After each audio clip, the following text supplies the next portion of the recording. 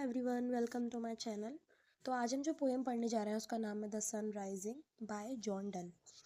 तो जो John Donne थे वो एक ग्रेटेस्ट पोइट थे एलिजाबेथन पीरियड के, जो कि एक इम्पोर्टेंट प्लेस रखते थे एलिजाबेथन एज में। साथ ही वो एक प्रॉस्पेरस कैथोलिक फैमिली में जन्म हुआ उनका 1572 में।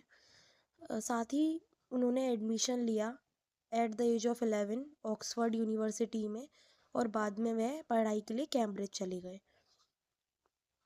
1601 में वो मेंबर ऑफ पार्लियामेंट बने और उसी ईयर उन्होंने एनी मोरे से शादी करी। 1631 में 31 मार्च 1631 में इन्होंने अपनी आखिरी सांसें ली। साथ ही इनका एक ग्रेटेस्ट कंट्रीब्यूशन माना जाता है मेटाफिजिकल स्कूल ऑफ पोइट्री में।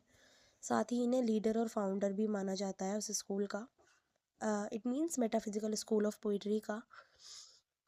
इनकी जो पहले की जो पोएम्स थी उनकी थीम थी रिलीजियस थीम, बट जो अब ये पोएम लिखती हैं उनकी ज़्यादातर थीम लव होती है। साथ ही इन्होंने पोइट्री के साथ कई सारी चीज़ों पर ध्यान दिया, जैसे lyrics, sonnets, elegies, satires, verse letter, जिनमें ये बहुत ज़्यादा पारंगत रहे। मतलब इनका मुकाबला करने वाला उस टाइम पर कोई भी नहीं दिखा। तो अब चलते हैं अपनी पोएम की तरफ, द सन राइजिंग। तो बेसिकली ये जो पोएम है द सन राइजिंग, इसमें एक लवर ही ज़्यादातर बताता हुआ सब कुछ मिलेगा। तो सबसे पहले वो क्या कह रहा है, busy old fool unruly sun, why does you thus through windows and through curtains call on us. इन लाइंस में जो लवर है वह कह रहा है कि तुम ओल्ड फूल यानी कि बूढ़े मूर्ख, अनरूली सन यानी कि गुस्ताख, निर्लज सन, ये सारी बातें किसके लिए कही हैं, सन के लिए, कि ओ तुम बूढ़े मूर्ख निर्लज बिजी रहने वाले आदमी। आदमी कह रहा है, तो यहाँ पर जो सन है उसका पर्सोनिफिकेशन किया है। वह कह रहा है कि तुम क्यों हमारी विंडोज़ और कर्टेन्स के थ्रू बिना हमारी परमिशन के हमें झांकते रहते हो या हमें जगाते हो। वह उसे डांट रहा है सन को। Must to you motions lover seasons run, saucy pedantic wretch go child. अब वे क्या कह रहा है कि क्या यह ज़रूरी है कि तुम्हारे द्वारा चलाई गई ऋतुओं के अकॉर्डिंग हम लवर्स चलेंगे तुम्हारे रूल्स पर। यानी कि जो तुम्हारे सीजन्स चलते हैं, जैसे गर्मी आ गई, सर्दी आ गई, बारिश आ गई, तो क्या ऐसे जैसे जो तुम्हारे सीजन्स चलते हैं, तुम्हारे जो रूल्स एंड रेगुलेशंस हैं, क्या ज़रूरी है कि हम जो लवर्स हैं वो उस पर चलेंगे। अब वो क्या कह रहा है उसे, सॉसी। सॉसी होता है the person who interfere in someone's privacy, यानी कि ऐसा व्यक्ति जो किसी की निजी जीवन में बहुत ज़्यादा ताक झाक करता है। साथ ही पेडेटिक का मतलब है एक ऐसा पर्सन जिसे हर कुछ जानने की क्यूरियोसिटी हो, मतलब छोटी से छोटी चीज़ जानना चाहता हो और जो हर चीज़ में खामियां निकालता हो, और साथ ही चाहता हो कि जो दूसरा है वह उसके रूल्स और रेगुलेशंस को फॉलो करे। तो यहाँ पर सन का रूल और रेगुलेशन क्या है कि सुबह हो गई है, जाग जाओ। तो वो उससे कह रहा है कि सॉसी, कि तुम सबकी ज़िंदगी में दखल करते हो, और पेडेटिक, और चाहते हो कि हम तुम्हारे रूल्स और रेगुलेशंस को फॉलो करें।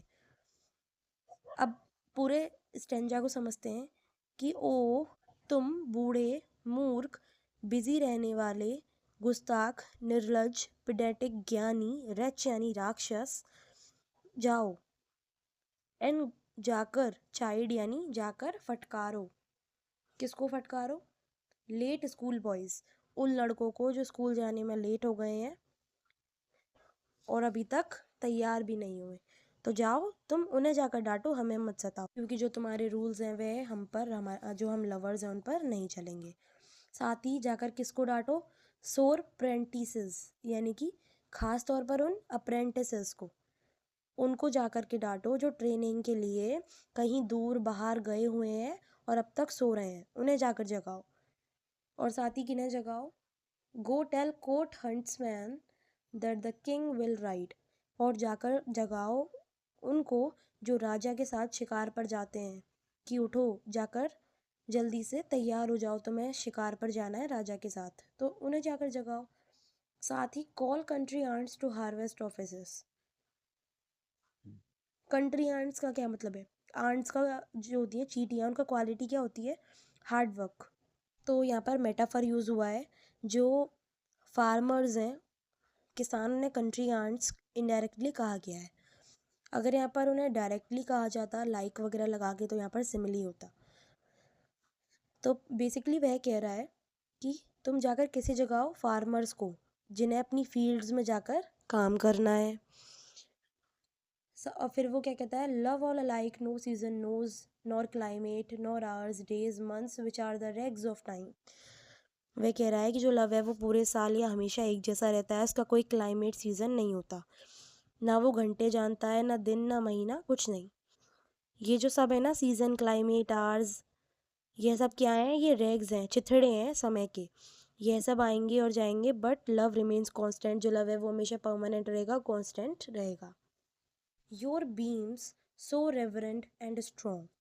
तुम्हारी ये जो बीम्स, किरणें हैं ना, यह बहुत ज़्यादा रेवरेंट यानी कि पूजनीय है, और स्ट्रॉन्ग है यानी कि ताकतवर है। वाई शुडस्ट यू थिंक, तुम्हें ऐसा क्यों लगता है कि ये बहुत ज़्यादा पूजनीय है और ताकतवर है? I could eclipse and cloud them with a wink. अब वो क्या कह रहा है, मतलब मजाक में कह रहा है कि मैं एक बार में ही है ना तुम्हारी इस प्रकाश को अंधकार में बदल सकता हूँ। कैसे? मैं पलक बंद कर लूँगा तो मुझे कुछ दिखाई नहीं देगा। But that I would not loss her site so long if her eyes have not blinded your look and tomorrow late tell me। अब वो क्या कह रहा है, मैं आंखें बंद तो कर सकता हूँ लेकिन मैं ऐसा करूँगा नहीं। क्यों? क्योंकि अगर तुम्हारी किरणों को गायब करने के लिए मैंने थोड़ी देर के लिए भी अपनी पलकें बंद कर ली तो मैं अपनी वाइफ को नहीं देख पाऊँगा, और मैं थोड़ी देर के लिए भी उससे नज़रें नहीं हटाना चाहता। फिर वह कहता है कि मेरी वाइफ इतनी सुंदर है कि अगर उसने तुम्हें देख लिया ना तो जो तुम्हारी आंखें हैं वो चौंधिया जाएंगी, तुम्हें अंधा कर देगी, वो इतनी सुंदर है। नॉट ब्लाइंडेड दाइन यानी कि तुम्हारी आंखों को अंधा कर देगी। अब वो आगे कह रहा है कि देखना और कल शाम तक मुझे बताना। क्या बताना? Whether both the Indians of spice and mine be where your left them or lie here with me. कि जो दोनों इंडिया हैं, मुझे क्या बताना कि जो दोनों इंडिया हैं, दोनों इंडिया कौन सी? ईस्ट इंडिया और waste India. East India famous है स्पाइसेस, मसालों के लिए, और वेस्ट इंडिया फेमस है गोल्ड, ज्वेलरी, इन सब के लिए, यानी कि यूएसए। तो वो कह रहा है कि तुम दोनों इंडिया में जो फेमस है मसालों और माइंस वगैरह के लिए, तुम वहाँ पर जाकर जो जो देख कर आए हो ना, वो तुम्हें कल कहाँ मिलेगा? हमारे इस कमरे में। Ask for Dooj Kings whom you sawest yesterday and you shalt hear all here in one badly। मतलब बेसिकली वो कह रहा है कि तुम जाना पूरे इंडिया में, दोनों इंडिया में, और जो जो तुम देखते हो ना कल मुझे आकर बताना कि तुमने दोनों इंडिया में जो जो चीज़ें देखी होंगी वो हमारे कमरे में ही मौजूद होंगी।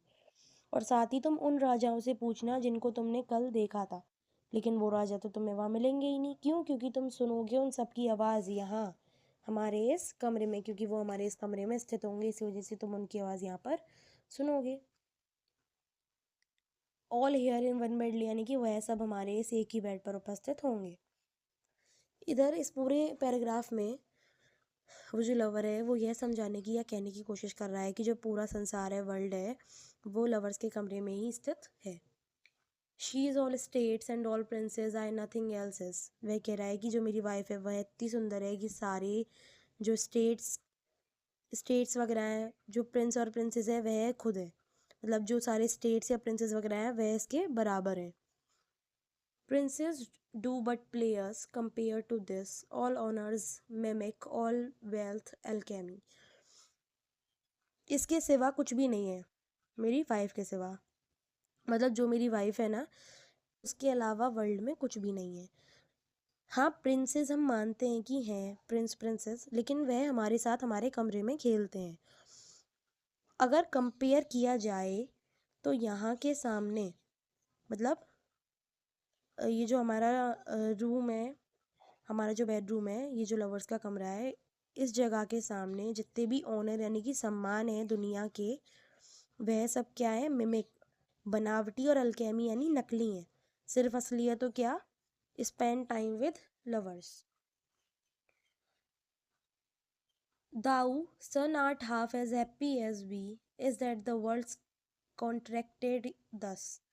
Thine age asks ease, and since your duties be to warm the world that's done in warming us.